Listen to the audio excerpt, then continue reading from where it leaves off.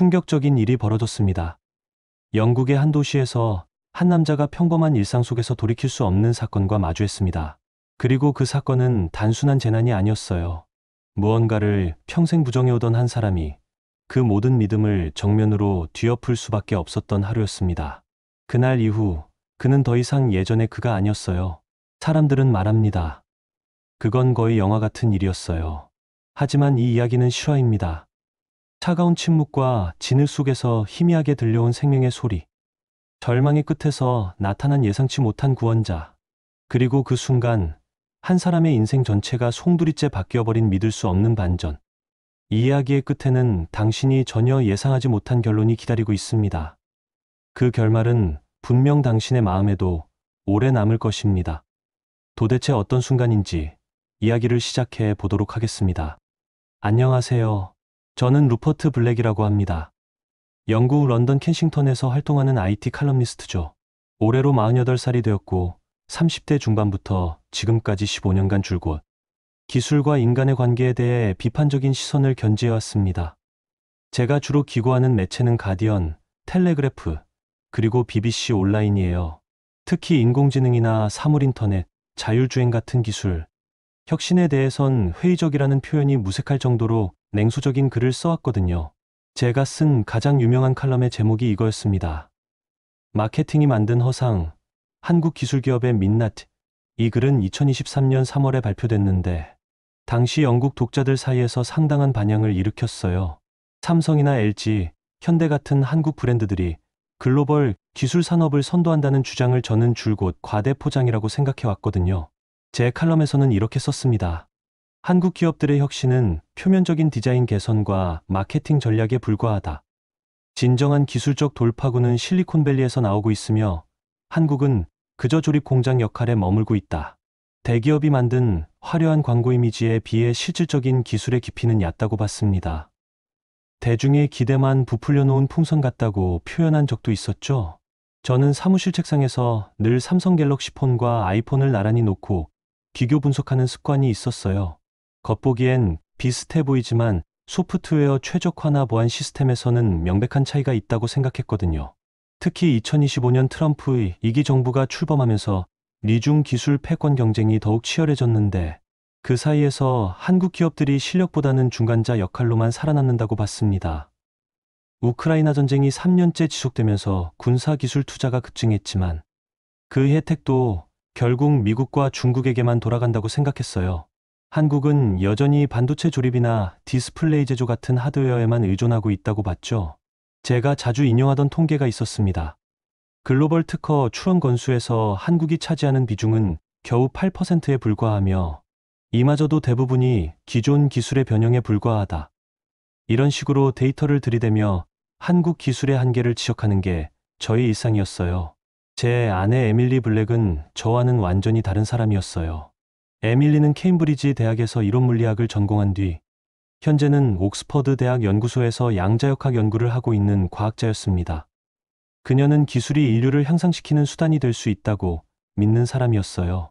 키가 165cm 정도 되는 그녀는 늘 검은색 뿔테 안경을 쓰고 다녔는데 진지한 표정으로 복잡한 수식을 칠판에 적는 모습이 참 아름다웠거든요.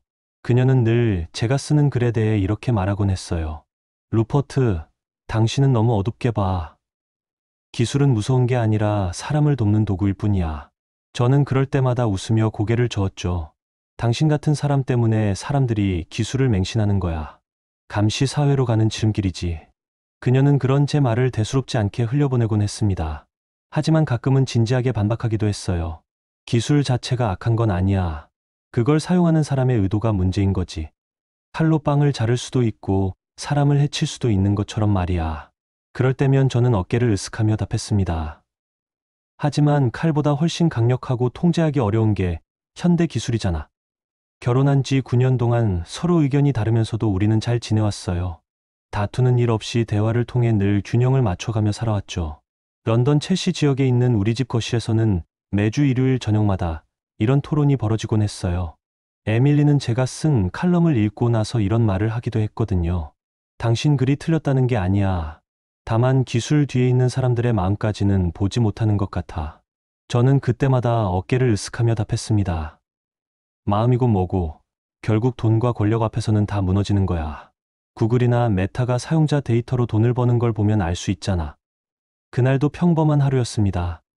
2025년 7월 14일 목요일 아침이었어요. 컴브리아 지역에는 사흘째 비가 쏟아지고 있었습니다. 영국 기상청에서는 이미 전날 밤 11시에 홍수경보를 발령한 상태였어요. BBC 뉴스에서는 지난 50년간 가장 강력한 폭우라고 보도하고 있었죠. 그럼에도 에밀리는 평소처럼 출근을 서두르고 있었습니다.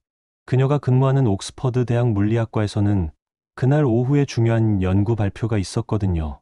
오늘 우산 꼭 챙기고, 그리고 지하 터널은 피해서 다녀. 저는 현관문 앞에서 그녀를 배웅하며 말했습니다. 아침 8시 30분경이었어요. 에밀리는 늘 그렇듯 제 말을 가볍게 흘리며 웃었어요. 걱정 마. 비야, 늘 오잖아. 괜찮을 거야.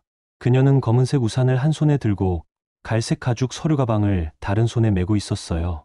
평소보다 조금 서둘러 보였지만 그래도 여유로운 미소를 지으며 제 볼에 가벼운 키스를 했죠. 저녁에 일찍 들어올 테니까 오늘은 같이 요리해. 그게 우리가 나눈 마지막 대화가 될 줄은 몰랐습니다.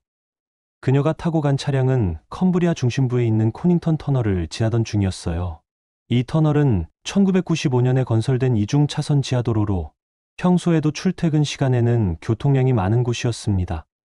갑작스러운 폭우로 터널이 침수되면서 에밀리를 포함해 총 17명의 운전자들이 고립됐다고 나중에 알게 됐어요. 오전 11시 53분, 저는 런던 본사 사무실에서 컴브리아 지역 경찰로부터 전화를 받았습니다. 혹시 에밀리 블랙 씨의 가족이신가요? 전화 너머로 들려오는 목소리는 차분했지만 어딘가 무거웠어요. 그 순간 제 심장이 멈춘 것 같았습니다. 네, 맞습니다. 제 아내인데요. 무슨 일이라도 있나요? 현재 터널 내부는 수위가 급상승 중이며 구조 접근이 불가능한 상황입니다.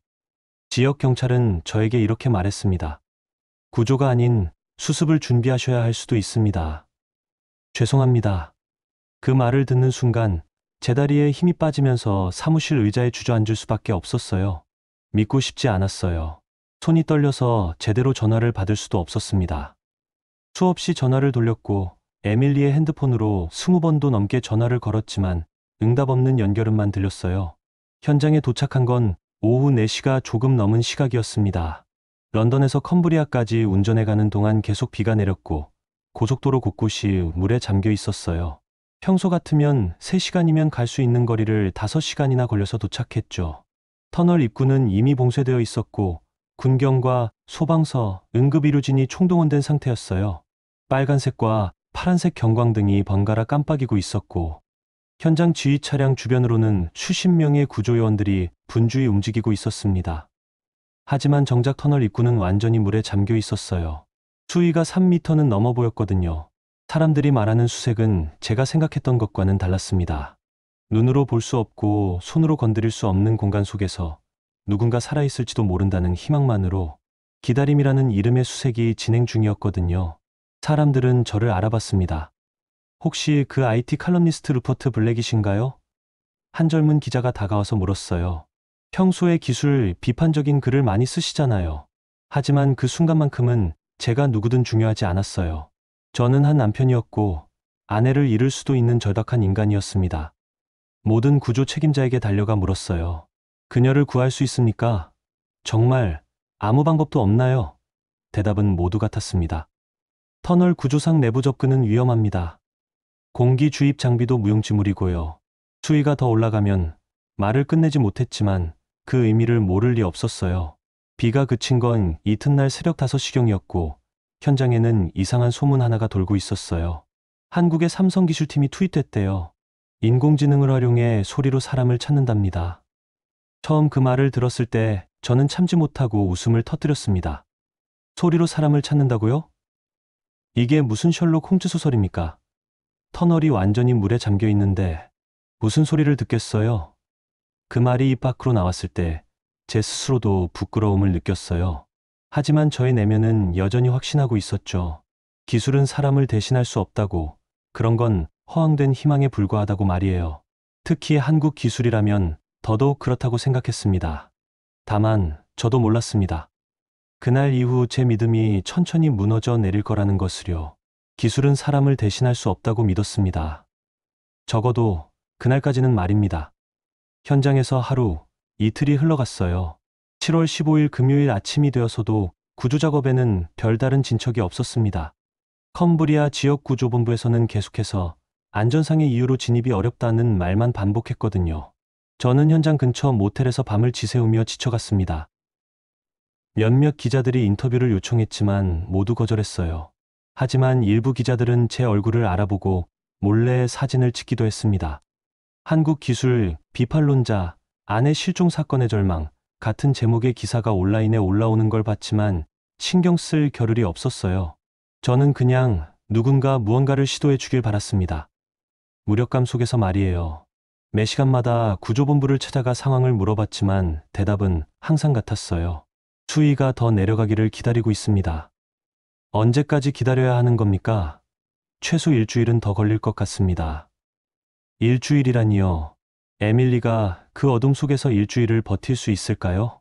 그때였습니다. 7월 15일 오후 2시경 현장 관계자들 사이에서 정체불명의 팀 하나가 투입되었다는 말이 퍼졌어요. 노란색 안전조끼를 입고 무언가 복잡한 장비를 다루는 사람들이었습니다. 처음엔 또 다른 구조팀인 줄 알았는데 그들이 가져온 장비는 지금까지 본 것과는 완전히 달랐어요. 거대한 트럭 한 대 분량의 전자장비와 수십 개의 검은색 케이스들. 그리고 무선 안테나 같은 것들이 가득했거든요. 삼성에서 왔대요. 뭐 인공지능 시스템 운용팀이라던데요. 처음 듣는 말에 저는 눈살을 찌푸렸습니다. 이 상황에서 인공지능이 무슨 의미가 있죠? 제게 그렇게 말한 이는 리사 하델리라는 구조 통제 담당자였어요. 그녀는 30대 후반으로 보이는 영국 여성이었는데 이미 이틀째 현장에서 밤을 지새우며 구조 작업을 지휘하고 있었습니다. 그녀는 삼성팀에 대해 조심스럽게 설명했어요. 침수 구역 내부에 접근이 불가능하니까 그 팀은 소리를 이용해서 내부 상황을 파악하려는 거예요. 소리요?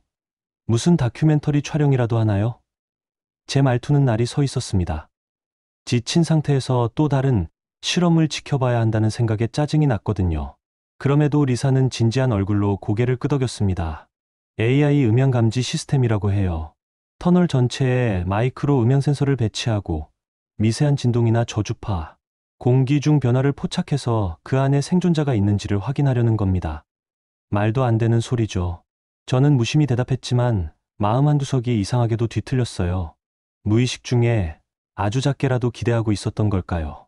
제가 그토록 비판해왔던 한국 기술이 혹시나 에밀리를 구해낼 수 있을까 하는 마음이 생긴 거였을까요? 삼성 기술팀의 책임자는 이태성 박사였습니다.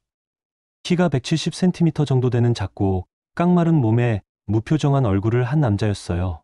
나이는 40대 초반으로 보였고 두꺼운 검은색 뿔테 안경을 쓰고 있었습니다. 그의 손짓 하나에도 팀원들이 민첩하게 반응했어요. 마치 군사작전을 펼치듯 정확하게 장비를 배치하고 시스템을 작동시켰습니다. 저는 그들의 작업 과정을 가까이에서 지켜봤어요. 호기심 반, 의심 반으로 말이죠. 그들이 설치한 음향 센서는 총 372개에 달했습니다. 각각의 센서는 엄지손가락 크기 정도였는데 고정밀 마이크로폰과 진동 감지기가 내장되어 있었어요.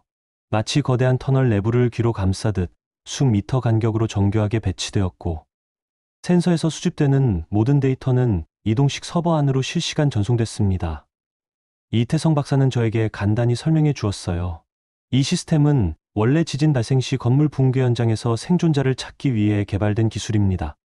사람의 심장박동, 호흡, 움직임 같은 생체 신호가 만드는 미세한 진동을 포착해서 AI가 분석하는 거죠. 그런 게 정말 가능한가요? 물론 한계는 있습니다. 하지만 현재로서는 이게 유일한 방법이에요. 그리고 몇 시간이 흘렀을까요? 오후 6시가 넘어서자 다른 구조팀들은 조롱하듯 웃기 시작했어요. 침수된 콘크리트 구조물 속에서 들릴 게 뭐 있다고. 소음만 들리지 사람 소리 같은 게 남아있겠어요? 영국 소방서의 한 구조대원은 이렇게 말했습니다. 우리가 30년간 구조 작업을 해왔지만 저런 식으로 사람을 찾은 적은 한 번도 없어요. 그들의 말도 일리가 있었죠. 터널 안은 물소리, 구조 잔해들이 부딪히는 소리, 금속 파이프의 진동음, 바람이 만드는 울림, 온갖 잡음으로 가득했거든요. 게다가 지하수가 계속 스며들어오면서 새로운 소음이 끊임없이 발생하고 있었어요. 정말로 그 소음들 사이에서 사람의 미세한 생체 신호를 구별해낼 수 있을까요? 그런데 그날 밤이었습니다. 정확히 오후 10시 37분. AI 분석팀이 한 가지 특이 패턴을 발견했다는 보고가 올라왔어요. 처음엔 그들도 믿을 수 없었다고 했습니다.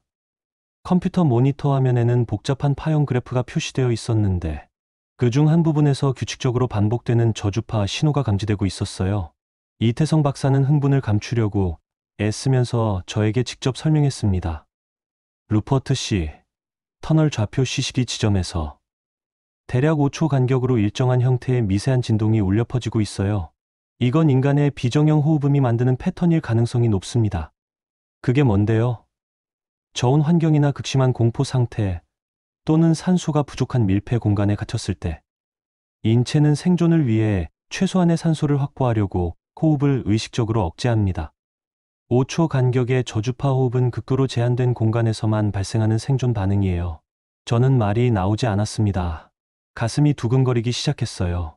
그게 그녀라고 어떻게 확신하죠? 그는 곧장 데이터 분석 그래프를 확대해서 보여주며 말했습니다. AI는 동일한 좌표에서 15분 이상 같은 패턴을 지속적으로 감지했어요. 이건 우연이 아닙니다. 분명히 누군가 그 안에 살아서 있습니다. 그러나 기쁨도 잠시 구조팀은 다시 벽에 부딪혔습니다. 터널 입구는 여전히 붕괴 위험이 있었고 AI가 감지한 지점은 수압이 극심해 물리적 진입이 불가능했거든요. 대부분의 팀이 기다리자고 했습니다. 물이 더 빠지거나 중장비로 구조물을 제거할 수 있을 때까지 말이에요. 하지만 이태성 박사는 다른 생각을 가지고 있었습니다. 그는 AI가 수집한 벽면 진동 데이터를 종합 분석해서 기존 구조 도면과는 완전히 다른 경로를 제안했어요. 터널 동쪽으로 30m 지점에 구식 배수구 통로가 있습니다.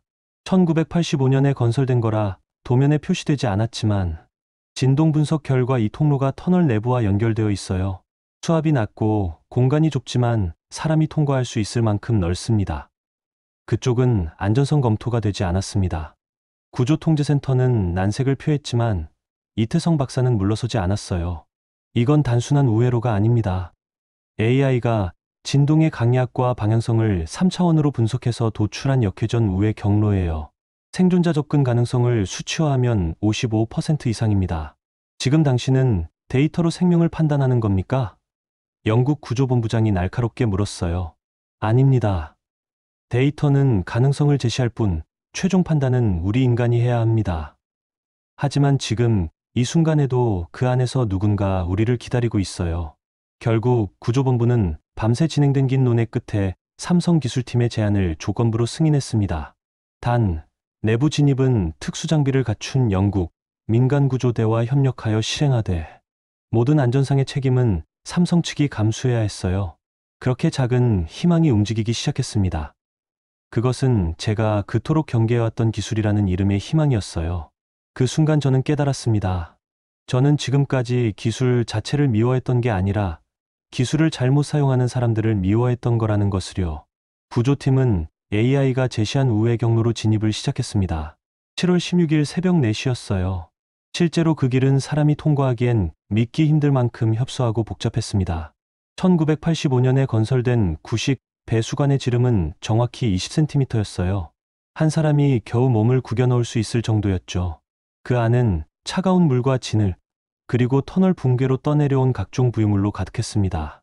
온도는 섭씨 8도 정도였고 산소 농도도 정상의 70% 수준에 불과했어요. 구조대원들은 특수 방수복과 휴대용 산소 공급 장비를 착용한 채 엎드린 자세로 한 번에 2, 3m씩 전진해야 했습니다. 영국 특수구조대의 벤 리처드 대장이 선두를 맡았고 그 뒤로 의료진 둘과 장비 운반요원 1명이 따라갔어요. 총 4명의 팀이었죠. 이태성 박사는 현장에서 실시간 음향 데이터를 분석하며 그들에게 방향을 지시했습니다. 저는 구조 현장을 실시간으로 지켜볼 수 없었어요. 삼성팀의 통신 시스템이 실시간 데이터를 수집하고 있었지만 좁은 배수관 내부에서는 영상 송신이 불가능한 환경이었거든요. 대신 구조대는 소형 오디오 송신기를 통해 음성만을 현장으로 전달했고 저는 긴장 속에서 이어폰을 끼고 그들의 목소리를 들으며 기다렸습니다.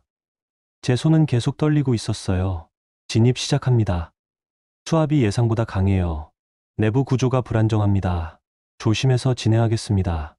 벤 리더의 차분한 목소리였어요. 이쪽으로. 왼쪽 벽면에 붕괴 흔적이 보입니다. 콘크리트 조각들이 떨어져 있어요. 주의해서 지나가겠습니다. 그렇게 시간이 흘러갔고 저는 그 작은 이어폰에서 들려오는 구조대의 거친 숨소리와 물소리, 그리고 장비가 벽면에 부딪히는 소리에 매달려 있었습니다. 매 순간이 영혼처럼 느껴졌어요. 그들은 AI가 분석한 벽면 진동 데이터를 마치 지도처럼 삼아 완전한 어둠 속을 더듬어 나아갔습니다. 좌표 C12 지점 접근 중입니다. 이태성 박사님, 진동 신호 확인 부탁드려요. 네, 신호가 더 강해지고 있습니다. 방향은 정확합니다. 직진하세요. 이태성 박사가 무선으로 답했어요. 그의 목소리에도 긴장감이 묻어났습니다. AI가 제시한 역회전 진입 경로는 실제로 존재했어요. 컴퓨터 계산대로 터널의 북동쪽 벽면을 따라 들어가면 기존 구조도면에는 없는 작은 연결 통로가 나타났습니다. 경로 확인됐습니다. AI 분석이 정확해요. 이쪽으로 진입합니다. AI가 제시한 좌표대로 진입한 지 약 50분쯤 지났을 때 구조대의 목소리가 갑자기 바뀌었어요. 잠깐, 뭔가 보입니다. 벤 리더의 목소리에 흥분이 섞여 있었어요. 구조물 뒤편에 철문 하나가 있어요. 생각보다 큰 공간입니다. 문을 열어보겠습니다. 그 짧은 한 문장에 제 심장은 미친 듯이 뛰기 시작했습니다. 현장에 있던 모든 사람들이 숨을 죽이고 무선 통신에 귀를 기울였어요. 철문은 완전히 녹슬어 있었고 물과 진흙이 경첩 부분에 끼어 있어서 쉽게 열리지 않았어요. 열쇠가 없습니다. 강제 개방을 시도하겠습니다. 드르륵 덜컥 쾅 철문이 부서지는 소리가 들렸고 이어서 그 짧고 낮지만 분명한 외침이 들려왔어요. 사람이 있어요. 저는 그 순간 무릎이 풀려 현장 바닥에 주저앉고 말았습니다. 눈물이 저절로 흘러나왔어요. 여기에 있어요. 여성 생존자 발견했습니다. 의식이 있어요. 숨이 막혔습니다. 현장의 모든 소리가 멈추는 것 같았어요. 제 머릿속에서 들리는 건 오직 그녀의 이름뿐이었습니다. 에밀리. 제발 에밀리. 벤 리더는 침착하게 상황을 보고했습니다. 환자 턱 아래까지 수위가 도달해 있습니다. 심박수 38. 의식은 또렷해요. 심각한 관행각 상태로 추정됩니다. 네, 확인했습니다. 기본 응급 조치를 시작하겠습니다. 저체온 담요와 산소 공급 장비를 적용합니다. 그녀는 살아 있었어요. 무려 17시간 동안 그 좁은 어둠과 침묵, 그리고 죽음에 대한 공포 속에서 버틴 것이었습니다. 에밀리가 갇혀있던 공간은 가로 세로 2m 정도의 작은 방이었는데 아마도 터널 건설 당시 비상대피소 용도로 만들어진 것 같았어요. 물은 정말로 그녀의 턱 바로 아래까지 차 있었고 조금만 더 올라왔다면 결과가 어떻게 됐을지 모르겠어요. 나중에 들은 이야기지만 에밀리는 구조팀이 진입하기 직전까지도 바닥에 철판을 규칙적으로 두드리고 의식적으로 숨을 조절하며 체온을 유지하려고 애썼다고 해요. 물리학자인 그녀는 체열 손실을 최소화하기 위해 웅크린 자세를 유지했고 호흡을 통해 산소를 절약하는 방법도 스스로 터득했던 거죠. AI가 포착한 5초 간격의 규칙적인 호흡음은 바로 그녀가 죽음과 싸우며 내쉬던 희망의 리듬이었던 것입니다. 환자 이송 준비 완료. 현재 의식 수준 GCS 15점, 체온 34.2도. 생명에는 지장 없을 것으로 판단됩니다. 의료진의 보고를 들은 순간 저는 비로소 안도의 눈물을 흘릴 수 있었어요. 그녀가 살아있다는 것, 그리고 곧 제 품으로 돌아올 것이라는 사실이 아직도 믿기지 않았습니다. 구조는 곧바로 후속 의료진에 의해 이어졌고 에밀리는 들것에 실려 배수관을 통해 밖으로 나왔어요. 그리고 대기 중이던 응급헬기로 컴브리아 대학병원으로 긴급 이송됐습니다. 그녀가 들것에 실려 헬기로 후송되는 모습을 본 저는 아무 말도 하지 못한 채 그 자리에 얼어붙어 있었어요. 가슴이, 목이, 온몸이 다 막혀버린 듯했습니다. 기쁨과 안도감이 너무 커서 오히려 아무것도 느껴지지 않았거든요. 이태성 박사는 조용히 제게 다가와 말했습니다. AI가 포착한 신호, 확실히 맞았네요. 다행입니다. 저는 천천히 고개를 돌려 그를 똑바로 바라보았어요. 그 순간이 아니었다면 저는 결코 그런 말을 할 수 없었을 겁니다. 제 글을 보셨을 수도 있겠네요. 그는 아무 말 없이 조용히 고개만 끄덕였어요. 저는 그에게 고개를 숙였습니다. 저는 정말 제 인생 처음으로 그렇게 깊게 한참 동안 머리를 숙여 감사 인사를 했습니다. 사과드립니다. 그리고 감사합니다. 진심으로요. 그 짧은 한마디에 그동안 제가 칼럼을 통해 쏟아냈던 조롱과 비난, 회의와 냉소가 모두 떠올랐습니다. 저는 인간 중심주의를 내세우며 기술을 비웃었고 사람의 직감과 경험이 첨단 기술보다 우월하다는 편견을 쥐고 살았어요. 하지만 그날 제 아내를 어둠 속에서 찾아낸 건 인간의 손이 아닌 AI라는 이름의 기술이었습니다. 그 후 며칠 뒤 구조 영상은 삼성전자의 공식 채널을 통해 전 세계에 공개됐어요. 에밀리가 좁은 철문 안에서 구조되는 순간 차가운 물속에서 창백한 얼굴이 드러나는 그 장면은 수많은 사람들의 심장을 울렸습니다. 유튜브와 SNS에는 이런 댓글들이 이어졌어요. 이건 기술이 만든 기적입니다. 이게 바로 기술이 존재하는 이유예요. 기술은 차가운 도구가 아니에요. 이젠 사람을 살리는 따뜻한 언어입니다. 그날 제가 가장 크게 배운 건 단순한 구조 메커니즘이나 AI 기술의 원리가 아니었어요. 그건 기술을 믿을 용기였습니다. 그리고 그 용기 덕분에 저는 다시 그녀의 따뜻한 손을 잡을 수 있었습니다. 에밀리는 일주일간의 집중 치료 끝에 회복세에 접어들었습니다.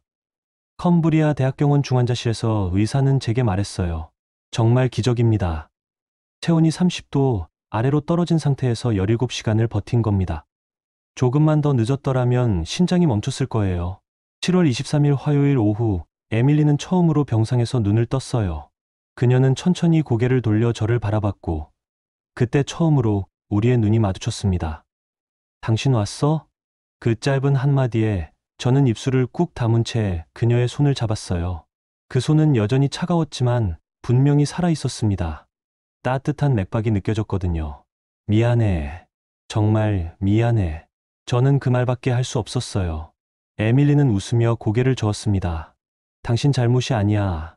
그리고 당신이 날 찾아줬잖아. 아니. 나는 아무것도 하지 못했어. 그저 기다렸을 뿐이야. 그 기다림도 사랑이야. 그녀는 여전히 제 아내였어요. 죽음의 문턱에서 돌아왔지만 여전히 저보다 현명하고 따뜻한 사람이었습니다.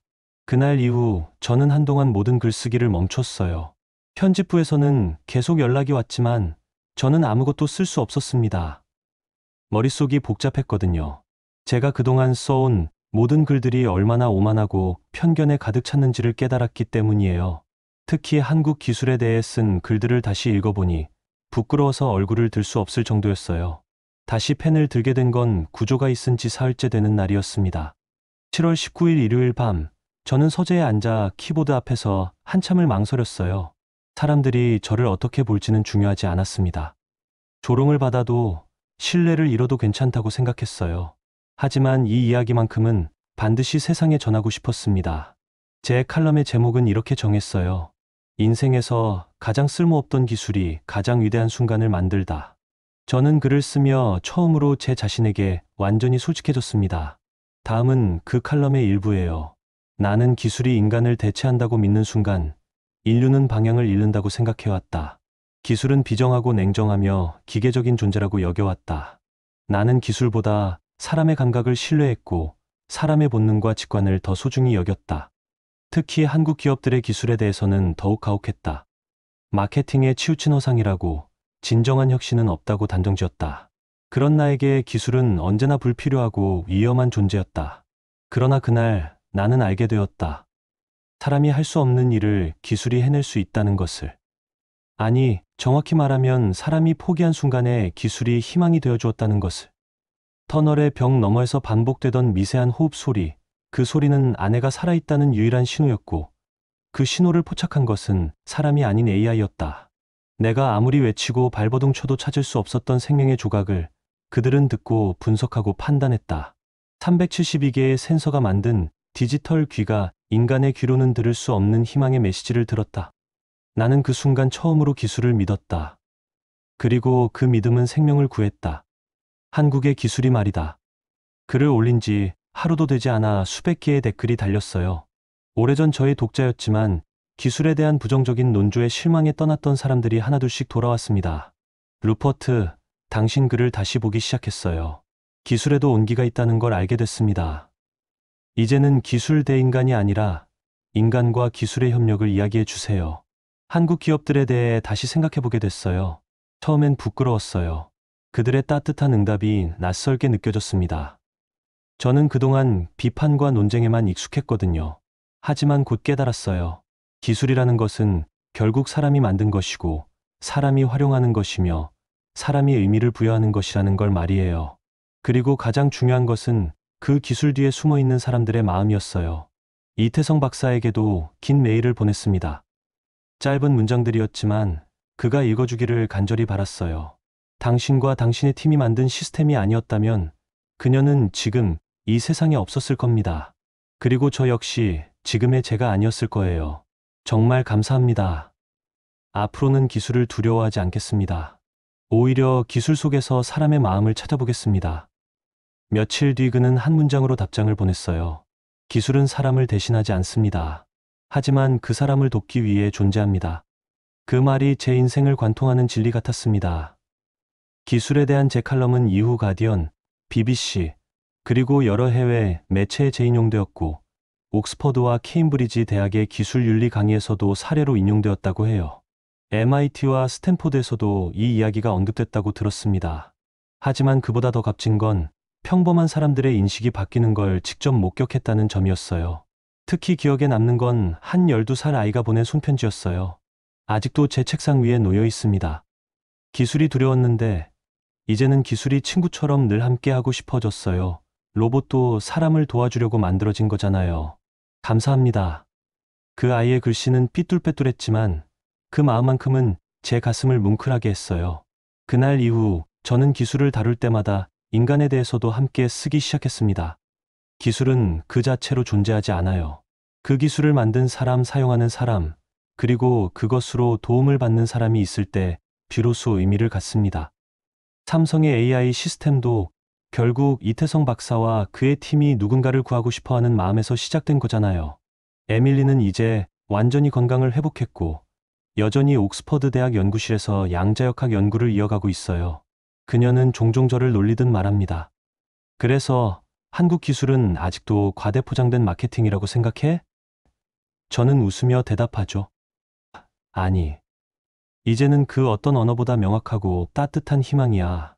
우리는 매주 일요일 저녁 여전히 거실에서 기술과 인간에 대해 이야기해요. 하지만 이제는 서로 대립하지 않아요. 함께 더 나은 미래를 꿈꾸죠. 에밀리는 가끔 이렇게 말해요. 당신이 변한 게 아니야. 원래 마음을 되찾은 거야. 기술을 미워하는 사람은 결국 사람을 사랑하는 사람이잖아. 저는 지금도 가끔 그날을 회상하며 이렇게 말합니다. 나는 그날 기술을 처음으로 믿었습니다. 그리고 그 믿음은 생명을 구했습니다. 그리고 조용히 하지만 확신의 찬 목소리로 덧붙여요. 그날만큼은 기술이 인류의 희망이었습니다. 오늘의 이야기는 여기까지입니다. 오늘의 이야기에 대한 여러분의 생각을 댓글로 남겨주세요. 그리고 오늘의 이야기가 마음에 드셨다면 좋아요와 구독 부탁드립니다. 이야기와 함께 해주셔서 감사합니다. 핑레터였습니다. 가장 차가운 도구도 따뜻한 마음과 만날 때 기적이 된다. 믿음은 설명할 수 없을 때 빛나고 기술은 사람들에게 이해받을 때 진정한 가치를 갖습니다.